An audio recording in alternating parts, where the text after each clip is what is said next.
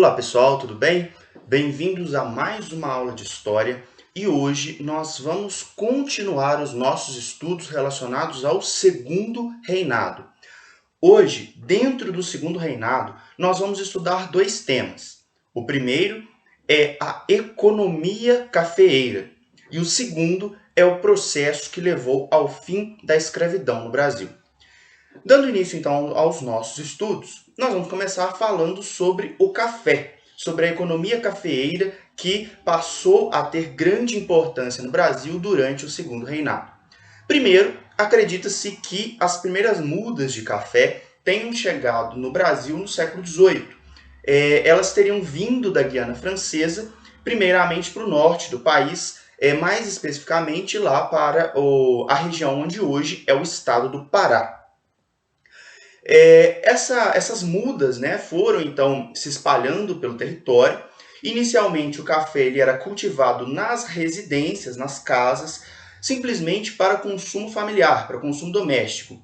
Mas a partir do século XIX, o costume, o hábito de tomar café se tornou moda nos países da Europa e também nos Estados Unidos. Dado esse aumento no consumo de café, isso estimulou que a produção de café aumentasse no Brasil. E aí os cafezais foram se formando, né? E o cultivo do café deixou de ser um cultivo apenas residencial familiar para ser um cultivo voltado para a exportação, voltado para a venda para outros países.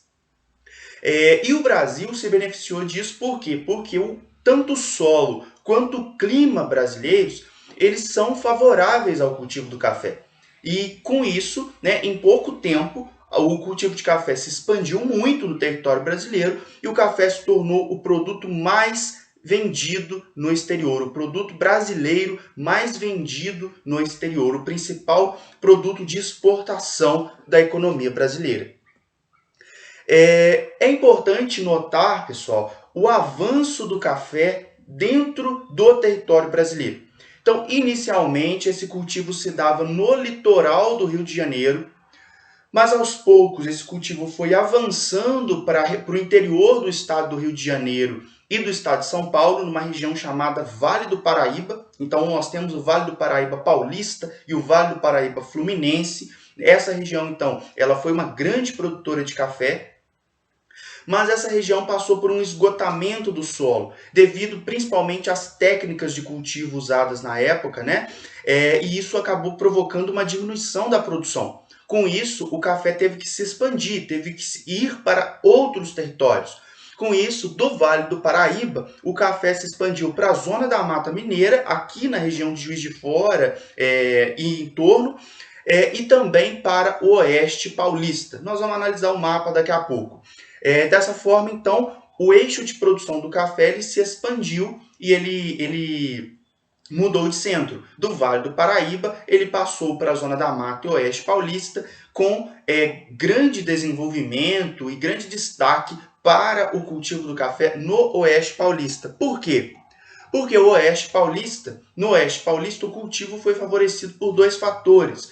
Um, pelo tipo de solo, um tipo de solo muito fértil, que recebe o nome de terra roxa, que permitia produzir mais café durante mais tempo. O que significa isso? Quer dizer, o pé de café ele conseguia produzir café por mais anos, por um período maior de tempo. Tá?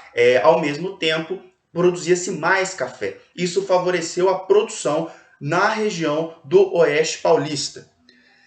É muito importante vocês perceberem que o café ele está sendo plantado cada vez mais longe do litoral, né? Então, à medida que ele avança para o interior do país, ele sai das regiões litorâneas. Pensem comigo, se o café é um produto voltado para exportação, como que esse café vai sair do interior do território e chegar nos portos? Né? Porque para ele ir para outros países, ele precisa chegar nos portos. E dos portos, através de navios, serem enviados para outros países. É preciso criar meios, criar mecanismos de transportar esse café do interior para o litoral. E isso, então, vai favorecer a construção de estradas de ferro, de ferrovias. Percebam, gente, que o café, então, ele necessita de um investimento em transporte. a partir do momento que ele passa a ser cultivado no interior do Brasil, né? No interior dos estados, principalmente São Paulo, Minas Gerais. Isso, então, vai modernizar o transporte no Brasil. Uma consequência do cultivo do café é o avanço, né, e a modernização dos meios de transporte no Brasil. E o café ele vai favorecer outros complexos, né? Vai favorecer outros setores da economia. Por exemplo, é preciso investir na fabricação de sacas, né? Que são, né, onde os cafés são armazenados, são guardados. Então, essa indústria também vai crescer no Brasil nas regiões onde se cultiva café. Então, observem esse mapa, né, que trata aqui do café no Brasil. Percebam a região em amarelo, onde tem o número 1, né? Então, inicialmente ali, essa região a gente pode chamar de Vale do Paraíba, né? Então, onde se concentrou inicialmente a produção de café. Depois esse café vai se expandindo para as áreas em laranja, e ali a gente vê ele chegando na região da Zona da Mata Mineira, como está ali Juiz de Fora, Muriaé, e ao mesmo tempo ele avança para o interior do estado de São Paulo e sul de Minas, né? Então ali região de Campinas, região de São João da Boa Vista. Mais adiante, ele, né, nas regiões em laranja escuro, a gente tem o café sendo cultivado, né, em Araraquara, Bauru, Ourinhos, a região que a gente chama, né, de Oeste Paulista. Então, o cultivo do café, ele passa por fases, né, e percebam que ele vai se expandindo. Ele começa com a produção em um local, essa produção ela não dá conta por causa do esgotamento do solo, também por causa da questão da mão de obra, e aí à medida que é necessário, o cultivo de café vai se expandindo para outras regiões do território brasileiro, principalmente, né, nos estados do Rio de Janeiro, de São Paulo, de Minas Gerais, né, e até do estado do Paraná, como a gente pode ver nesse mapa também. Então o café ele vai se expandindo pela região centro-sul do Brasil, tendo em vista vários fatores, como a questão do solo e também a questão da mão de obra. É importante que vocês saibam que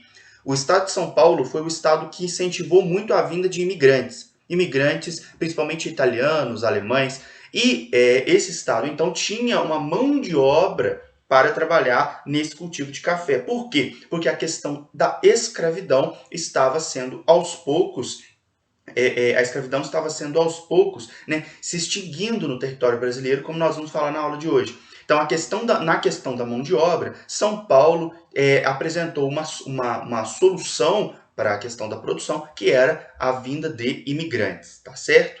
Então, o café se tornou, então, o principal produto brasileiro, mas não só de café vivia o Brasil durante o Segundo Reinado, durante o século XIX, que nós estamos estudando aqui hoje. Então, além do café, o Brasil continuou produzindo açúcar, né, principalmente na região Nordeste, mas é importante notar que essa produção ela vinha passando por um período de queda. Por quê? Devido à concorrência do açúcar estrangeiro, principalmente o açúcar produzido nas Antilhas, aqui na América. Também tinha o açúcar de beterraba, produzido em países europeus. Então, o açúcar brasileiro ele viu seu preço despencar. Não deixou de ser produzido, mas a sua participação nas exportações diminuiu muito. Outro produto cultivado vai ser o algodão, né, cultivado em estados, nas províncias de Minas, Goiás, Bahia, Maranhão, Pará, e ele era vendido para as indústrias têxteis da Inglaterra, né, que utilizavam muito algodão para a produção de suas mercadorias, tecidos e roupas.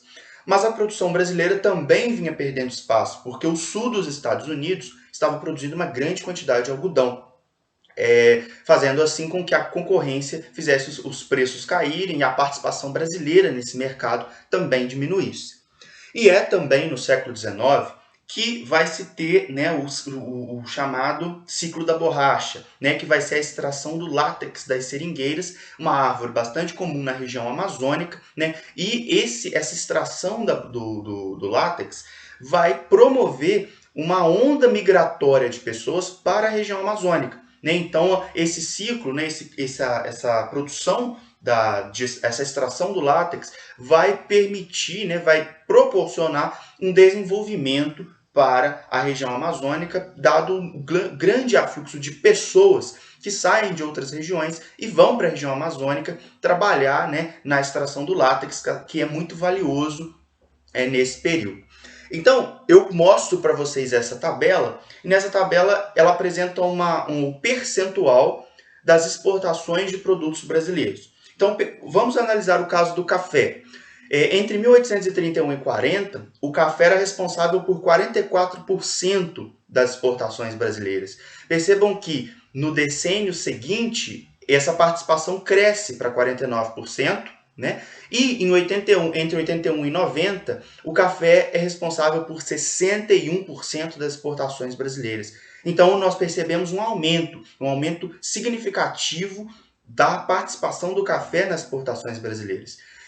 Enquanto que o açúcar, percebam, de 24 cai para 21, né? E na última década analisada, cai para 10%.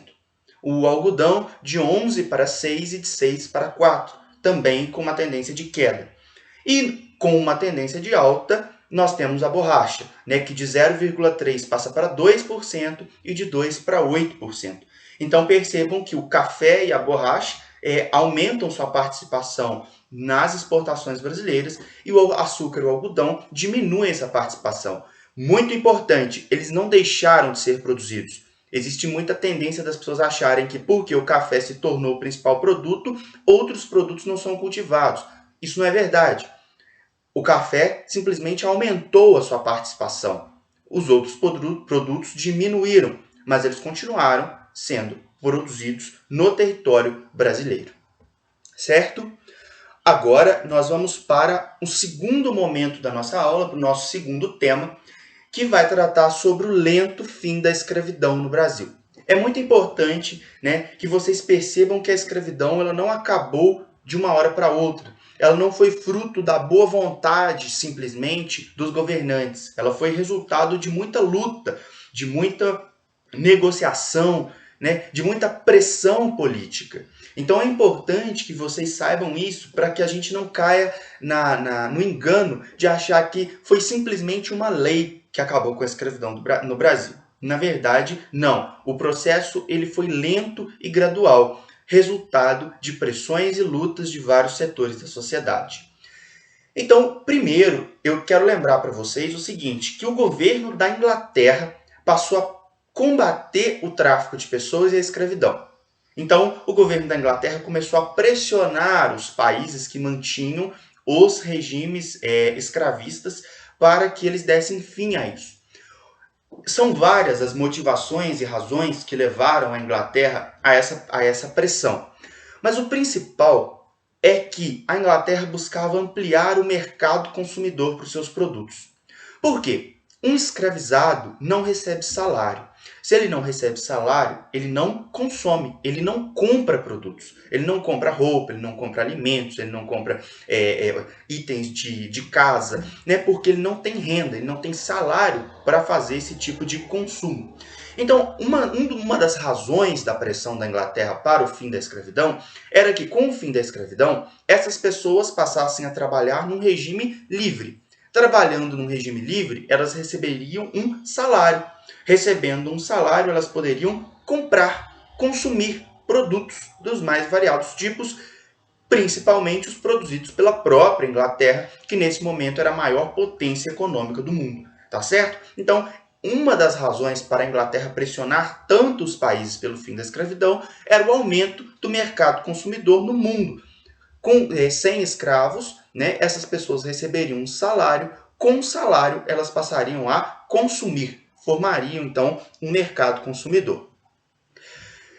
Falando sobre as leis, né, e determinações que aos poucos levaram ao fim da escravidão no Brasil, nós temos em 1831 uma lei, né, resultado de uma pressão da Inglaterra, que declarou ilegal o tráfico de africanos. Então, em 1831, trazer pessoas em navios para serem escravizadas no Brasil tornou-se ilegal. Mas é importante que vocês percebam o seguinte, que esta lei não teve efeito. Ela não pegou, né? Foi uma lei que foi feita mediante a pressão da Inglaterra, é uma lei para inglês ver, né? mas ela não teve efeito. O tráfico de pessoas, a vinda de pessoas escravizadas para o Brasil continuou da mesma forma. Não houve alteração prática na questão da vinda de pessoas escravizadas para o Brasil. Então essa foi a primeira tentativa que não teve efeito.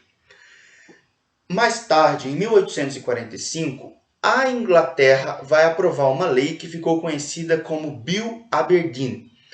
Esta lei inglesa, uma lei aprovada no parlamento da Inglaterra, autorizava os navios ingleses a prender ou afundar navios negreiros, como eram chamados, os navios que transportavam pessoas para serem escravizadas.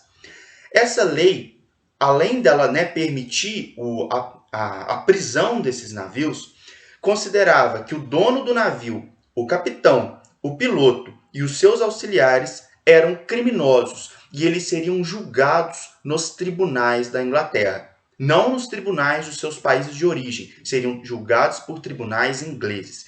Então foi uma medida mais dura adotada pela Inglaterra contra o tráfico de pessoas. Mesmo com a aprovação do Bill Aberdeen, mesmo com a ameaça inglesa, percebam que o número de escravizados que entravam no Brasil pelos navios continuou crescendo. Percebam que o Bill Aberdeen, como eu coloquei para vocês, é de 1845. Percebam que em 1845, mais de 19 mil pessoas entraram no Brasil para serem escravizadas.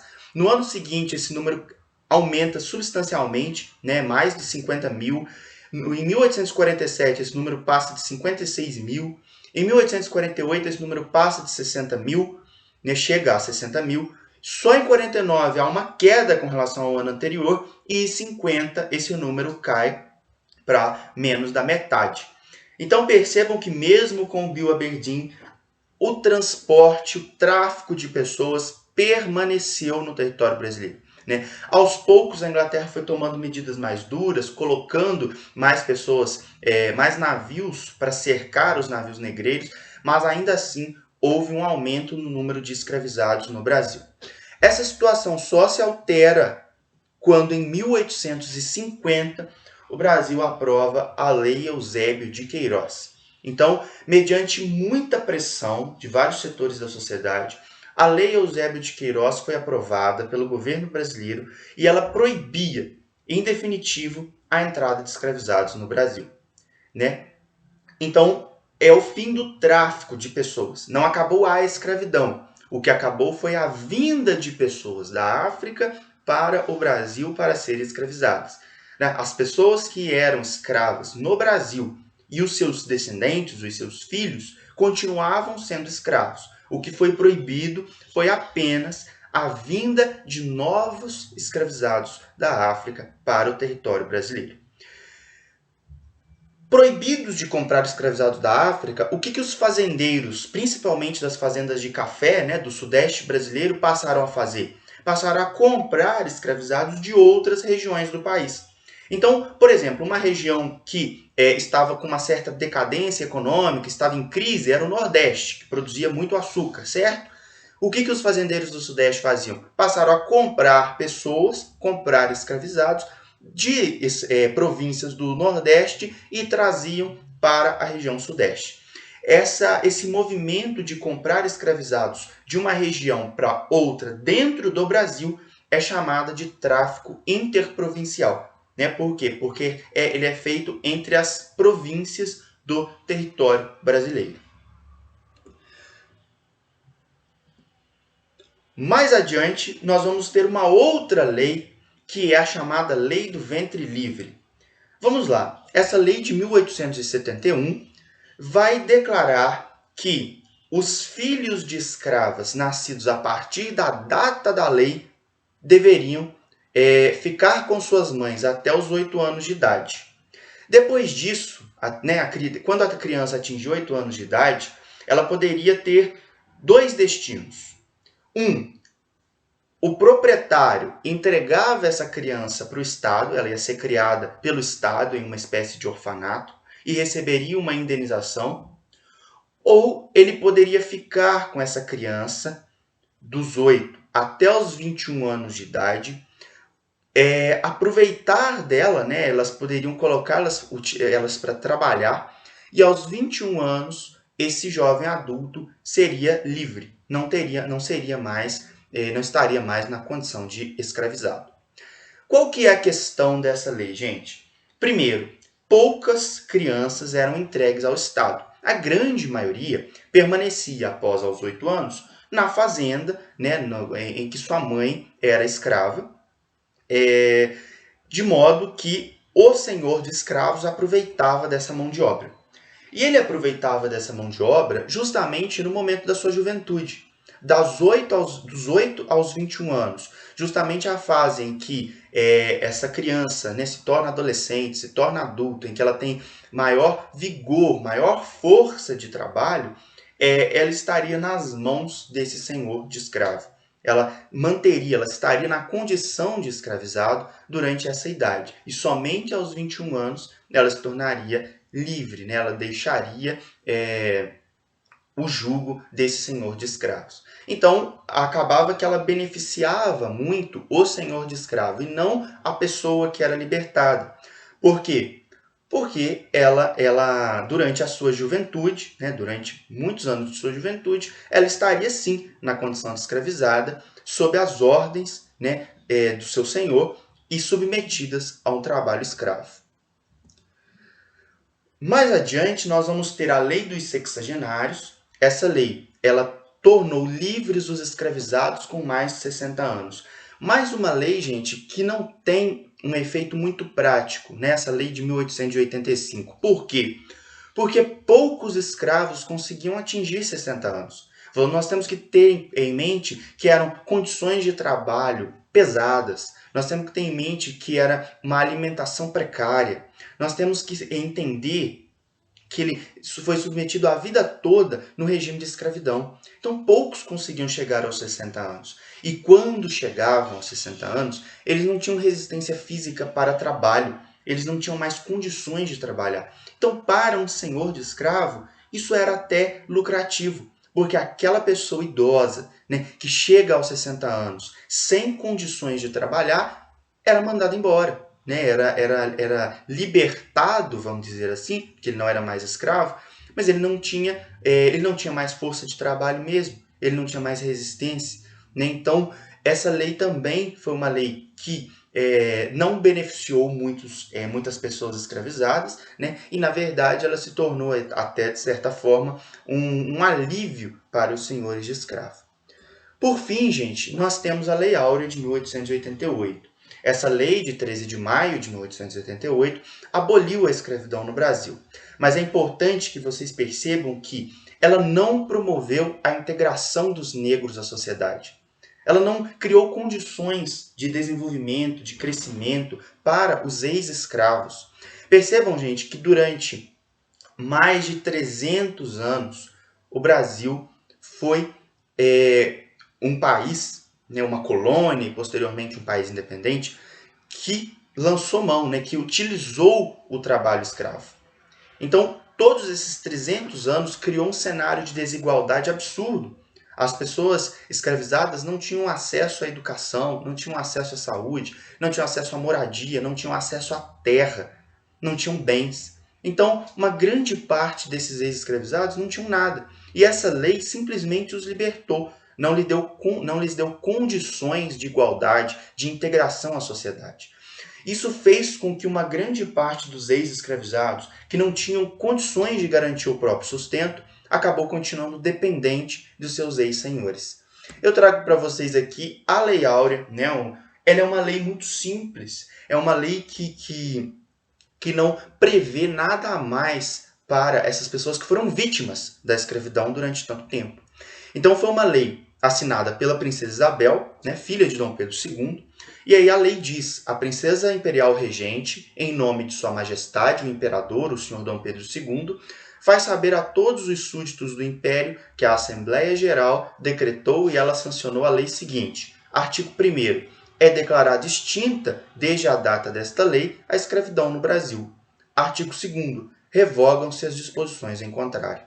Então não há nenhum tipo de auxílio, nenhum tipo de integração dos negros que foram escravizados durante tanto tempo à sociedade brasileira. Não existe nenhum tipo de apoio para essas pessoas. Elas simplesmente são libertadas, né? Como se o simples fato de libertá-las fosse dar fim às desigualdades existentes, o que não é verdade, né? Então, a escravidão ela tem consequências na sociedade brasileira até hoje. Em grande medida, né, nós podemos dizer que por causa do pouco esforço do governo brasileiro em integrar essas pessoas, em torná-las realmente livres e iguais na sociedade. É muito importante, gente, agora já caminhando para o final, nós percebemos que o movimento abolicionista ele teve grande participação e grande importância no processo que levou ao fim da escravidão. Então, nós falamos de leis, mas essas leis não são fruto só da boa vontade do governo, não. Elas não são fruto só de boa vontade de deputados, senadores e do governo brasileiro. Não, ela é fruto de pressões. Ela é resultado de lutas. Né? Então, o abolicionismo, como é conhecido, o movimento abolicionista, foi um movimento social pelo fim da escravidão. E ganhou força principalmente a partir de 1850, né, segunda metade do século XIX. Né? Os abolicionistas eles divulgavam sua mensagem contra a escravidão em artigos, charges, passeatas, comícios, jornais. Eles se organizavam de diversas formas para poder lutar e divulgar as ideias contra a escravidão. E os próprios escravizados também lutaram muito contra a escravidão. Então, os próprios escravizados fugiam, invadiam propriedades para libertar outros escravizados, formavam quilombos, se recusavam a trabalhar. Tudo isso foram meios de resistência e de luta dos próprios escravizados contra o regime escravista que existia na sociedade brasileira. Eu queria destacar para vocês aqui, agora para fechar, a ação de dois líderes abolicionistas, né? Duas pessoas que lutaram contra a escravidão, eles eram negros, né? E tiveram uma participação muito importante na luta contra a escravidão no Brasil. E são pouco conhecidos, né? Então é importante nós lembrarmos dessas pessoas e sabermos que elas lutaram, elas estimularam a luta contra a escravidão. José do Patrocínio foi um deles. José do Patrocínio ele era filho de dono de escravo, né, do João Carlos Monteiro, que era dono de escravos, com a escrava Justina do Espírito Santo. Né, ele nasceu em Campos dos Goytacazes, no Rio, era farmacêutico, mas trabalhava como jornalista e atuou em jornais abolicionistas, né, como a Gazeta de Notícias e a Gazeta da Tarde. Junto com André Rebouças, que foi um outro líder abolicionista, ele lançou o Manifesto da Confederação Abolicionista, né? E ao lado de Joaquim Nabuco, fundou a Sociedade Brasileira contra a Escravidão. Então percebam que houve um movimento de luta e de organização social contra a escravidão. E um outro líder também que lutou contra a escravidão foi Luiz Gama. Ele nasceu em Salvador, ele era filho de um português com uma negra chamada Luísa Marim. Ele, apesar dele ser livre, o pai dele, né, vendeu ele como escravo em São Paulo. Percebam, né? Ele era filho de uma escrava, né? O próprio pai o vendeu. Ele foi escrivão, foi poeta, jornalista e também trabalhou como advogado de escravos. Né? E em 1881 criou a Caixa Emancipadora Luiz Gama, que era uma espécie de fundo financeiro para comprar alforria, para comprar liberdade para pessoas que eram escravizadas. Né? Então, outro exemplo de liderança abolicionista, né, e que lutou contra o regime escravista na sociedade brasileira. Então, gente, a gente fica por aqui na aula de hoje. Eu espero que vocês tenham entendido. A aula ficou um pouquinho mais longa que o normal, mas é porque são dois temas de extrema importância para os nossos estudos aqui no 8º ano do ensino fundamental, nesse nosso regime à distância. Tá? Então, espero que vocês tenham gostado da aula, tenham aprendido os principais conceitos que eu me propus a ensinar aqui hoje. E muito obrigado por você que assistiu a aula. Qualquer dúvida é só entrar em contato e até a próxima aula. Obrigado, gente!